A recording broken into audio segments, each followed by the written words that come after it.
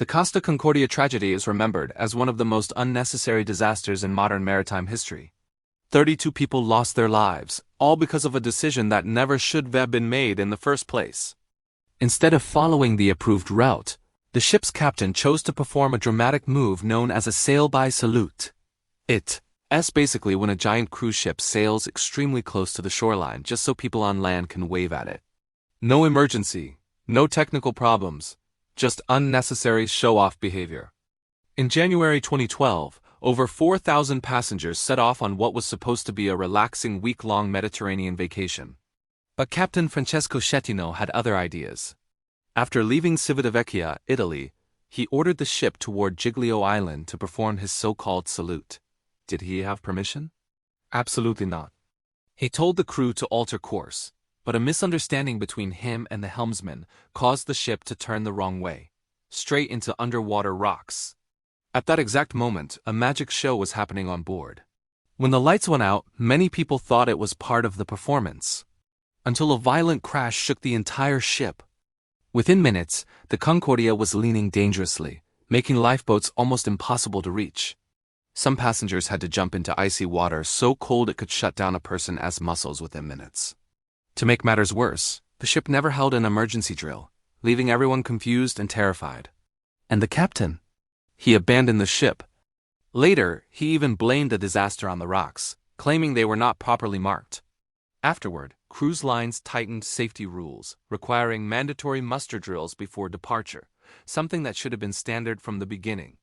But if you think the Costa Concordia was horrible, wait until you hear about the Donna Paz. On December 19, 1987, over 1,500 people died in the Costa Concordia. But the Donna Paz? The death toll was so massive that it's considered the deadliest maritime disaster in history, with over 4,000 lives lost.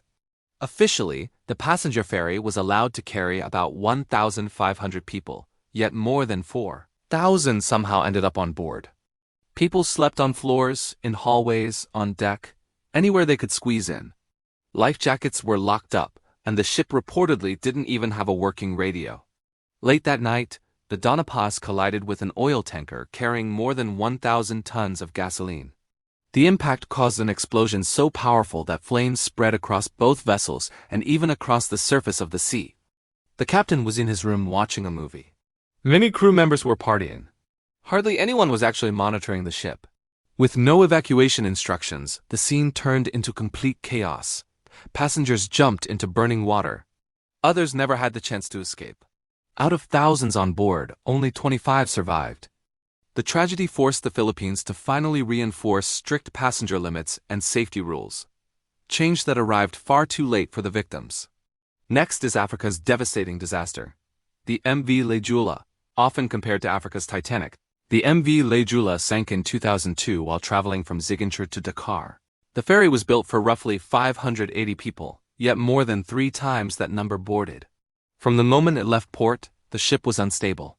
Crowded conditions drove passengers to the upper deck, while storms gathered overhead.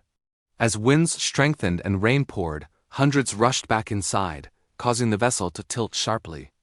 Improperly secured cargo shifted, including a heavy generator, making the tilt even worse. The ferry capsized in just minutes. Most passengers were trapped inside the ship as it went down.